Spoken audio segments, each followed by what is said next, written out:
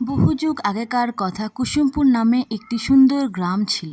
সেই গ্রামের একটি সুন্দর রাজবাড়িও ছিল। সেই রাজ্যের রাজা ছিলেন রাজা দেবচন্দ্র বর্মন। রাজা দেববর্মনের একমাত্র রানী ছিলেন রানী ইরাবতী।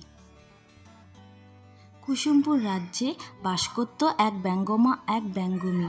ব্যঙ্গমা ছিল খুবই শান্ত প্রকৃতির, স্বভাবে খুব ভালো, কিন্তু ব্যঙ্গমী ছিল খুবই লোভী প্রকৃতির। ব্যঙ্গমীর সব সময় অন্যের জিনিসের ওপর সবসময় লোভ হতো।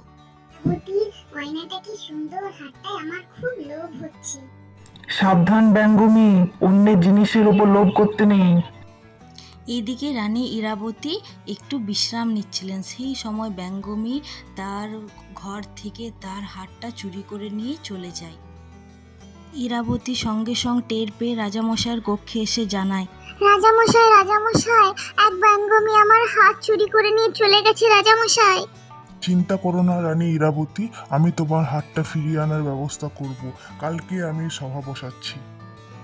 ছি ছি ছি, ধিক্কার ধিক্কার, আমার রাজ্যে এই কোনো দিন হয়নি।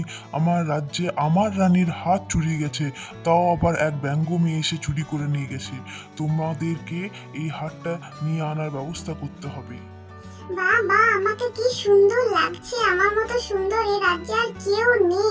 রানী ইরাবতীর হাতটা কি সুন্দর, আমাকেই বেশি মানিয়েছে, রানী ইরাবতীকে একটুও মানায়নি। আমার মতো সুন্দর কি আর কেউ আছে? রানী ইরাবতীর থেকে আমি বেশি সুন্দর। কে ব্যঙ্গমী মনে হচ্ছে না?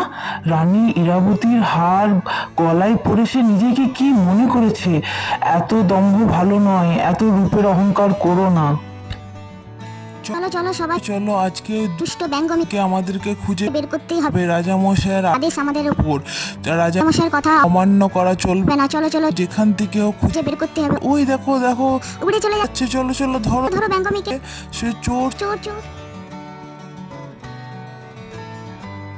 আমাকে মেরো না তোমরা, আমাকে মেরো না, দোহাই তোমাদের। আমি আর এরকম কাজ করব না, আমি আর চুরি করব না। আমি ফিরিয়ে দিচ্ছি তোমাদের রানী মায়ের হার, ফিরিয়ে দিচ্ছি। আমাদের রাজামশাইয়ের আদেশ তোমাকে মেরে ফেলার। তুমি অনেক বড় ভুল করেছো, তুমি চুরি করেছো, না বলে কারোর জিনিস নিয়েছো। উচিত শিক্ষা তো তোমাকে পেতেই হবে। আজ তুমি লোভ করেছো, তুমি লোভের ফলও পেলে, তোমাকে এই ফলই ভোগ করতে হবে। রাজামশাই তার রানীমাকে সেই হারটি ফিরিয়ে দিলেন। তাহলে বন্ধুরা, আমরা কি শিখতে পেলাম? যে কাউকে না বলে কারোর জিনিস নিতে নেই।